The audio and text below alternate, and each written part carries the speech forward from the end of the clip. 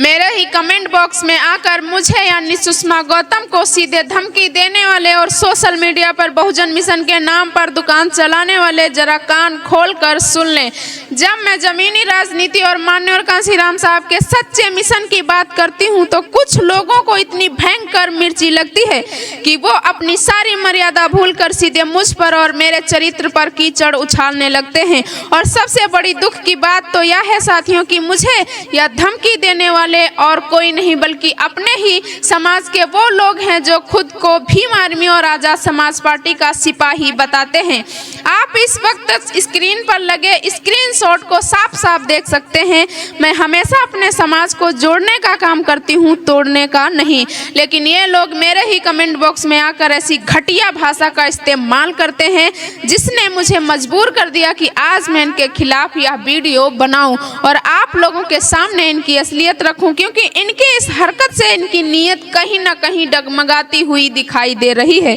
आज का यह वीडियो थोड़ा लंबा हो सकता है साथियों, लेकिन मेरी आपसे छोटी सी गुजारिश है कि इस वीडियो के अंत तक जरूर बने रहिएगा, क्योंकि इस वीडियो के बीच बीच में मैं आपको ऐसी बातें बताने वाली हूँ, ऐसे सबूत दिखाने वाली हूँ जो आज तक आपसे छुपाए गए हैं और जिन्हें जानकर आपके पैरों के नीचे से जमीन खिसक जाएगी। इसीलिए वीडियो को एक सेकंड के लिए भी मिस मत कीजिएगा। जरा मेरे कमेंट बॉक्स में आए इस नए कमेंट को देखिए जिसे कन्हैयालाल माथुर नाम के एक व्यक्ति ने किया है। यह महाशय सीधे मुझे निशाना बताते हुए लिखते हैं कि जब चुनाव आते हैं तो हमारे समाज की ही कुछ महिलाएं भारतीय जनता पार्टी की एजेंट बनकर मीडिया चैनल चलाती हैं। उनको 5 से 6 रुपए मिल जाते हैं, उससे अपना पेट पालन करती हैं। यह समाज विरोधी हैं और ऐसी महिलाओं की बातें पुरुषों को नहीं सुनना चाहिए।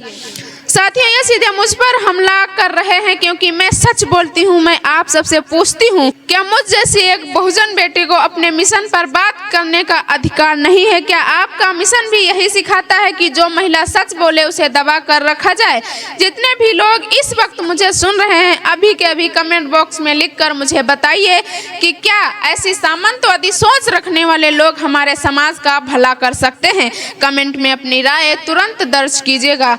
आज मैं डंके की चोट पर कन्हैयालाल माथुर जैसे लोगों से और उनके शीर्ष नेतृत्व से पूछना चाहती हूं कि क्या यही सिखाया है आपको बाबा साहब के आंदोलन ने? बाबा साहब डॉक्टर भीमराव अंबेडकर ने तो इस देश की महिलाओं को पुरुषों के बराबर अधिकार और सम्मान दिया था, लेकिन आपकी घटिया सोच आज यही कहती है कि महिलाओं की बात पुरुषों को नहीं सुननी चाहिए। जब आपके पास मेरे राजनीतिक तर्कों का कोई जवाब नहीं होता, जब आप सच के सामने लाचार हो जाते हैं, तो आप समाज की एक बेटी को दलाल, एजेंट और 5 से 6 हजार में पेट पालने वाली कहकर उसके चरित्र पर कीचड़ उछालने लगते हैं। ये वही लोग हैं जो खुद को आजाद समाज पार्टी और भीम आर्मी का सिपाही बताते हैं और मेरे कमेंट बॉक्स में आकर धमकी भरे लहजे में लिखते हैं कि इज्जत से बोलो, इसी में तुम्हारी भलाई है। और कुछ लोग अपनी राजनीति चमकाने के लिए लिखते हैं कि जिस दिन तुम्हारे साथ गलत होगा उस दिन चंद्रशेखर से गुहार लगाती फिरोगी।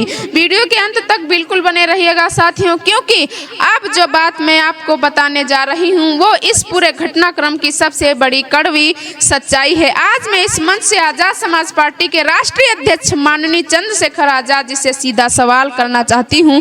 अगर आपकी नीयत साफ है, अगर आपकी नीयत में कोई खोट नहीं है, तो अपने इन मर्यादा विहीन कार्यकर्ताओं को तुरंत निर्देशित कीजिए कि वो सोशल मीडिया पर समाज की बेटियों के खिलाफ ऐसी घटिया टिप्पणी और कमेंट करना बंद करें। अगर आप इन्हें नहीं रोकते हैं और ये लोग आगे भी ऐसी हरकतें करते हैं तो याद रखिएगा, मैं इनकी नीयत पर सवाल उठाने से पीछे नहीं हटूंगी। और सिर्फ मैं ही नहीं बल्कि हमारा पूरा बहुजन समाज आपकी और आपके संगठन की नीयत पर शक करने लगेगा।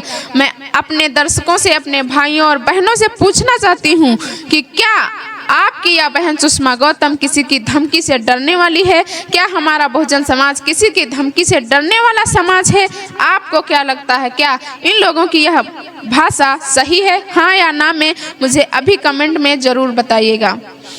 मैं आज साफ साफ कह देना चाहती हूँ कि क्या इस देश का संविधान खत्म हो गया है? क्या हमें अपने हक की लड़ाई लड़ने के लिए किसी सोशल मीडिया के लाइव आने वाले नेता की जरूरत पड़ेगी? याद रखिएगा, इस देश की बहन बेटियों को और पूरे बहुजन समाज को कानूनी रूप से मजबूत और सुरक्षित करने का काम 4 बार उत्तर प्रदेश की मुख्यमंत्री रहकर आदरणीय बहन कुमारी मायावती जी ने किया है। हमें किसी की रहमो करम की जरूरत नहीं है। हमारे पास बाबा साहब का दिया हुआ कानून और संविधान है। महिलाओं का अपमान करने वाली यह गंदी और पिछड़ी सोच बहुजन आंदोलन को सिर्फ और सिर्फ कमजोर करेगी। साथियों, आप लोग किस मिशन के साथ खड़े हैं?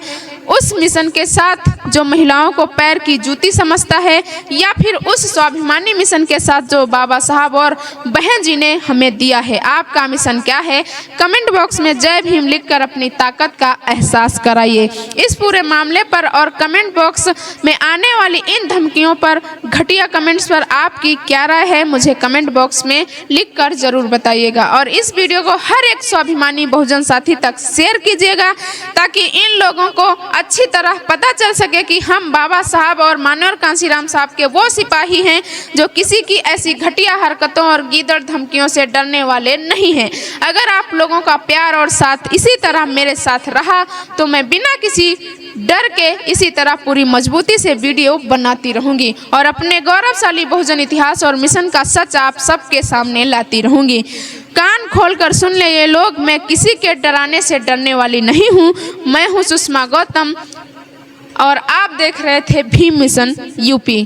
तो दोस्तों, तब तक के लिए जय भीम, धन्यवाद।